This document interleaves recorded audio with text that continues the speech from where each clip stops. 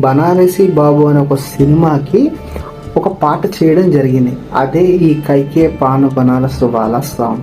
అయితే ఆ సినిమాలో ఎడిటింగ్ పోర్షన్ చాలా ఎక్కువగా ఉండడంతో ఈ పాట కూడా దాంట్లో డిస్టర్బెన్స్గా ఉందని తెలుసుకొని ఆ పాట తీసేశారంట. తీసేసిన తర్వాత కళ్యాణ్ జీ అండ్ ఆనంద్ జీ ఒకసారి ఈ పాట వినండి అన్న తర్వాత ఈ పాట విన్న తర్వాత అక్కడ ఎవరైతే అమితాబ్ బచ్చన్ గారి, నారిమన్ ఇరానీ గారి, వీళ్ళు మొత్తం ప్రొడ్యూసర్ టీం మొత్తం విన్న తర్వాత ఇది కరెక్ట్ సాంగ్, ఇది గనక పడితే బ్లాక్ బస్టర్ అనుకున్నారంట. అలా ఈ సినిమాని మళ్ళీ అమితాబ్ బచ్చన్ గారి కోసం రీషూట్ చేయడం జరిగింది. జస్ట్ ఒక సాంగ్ కోసం.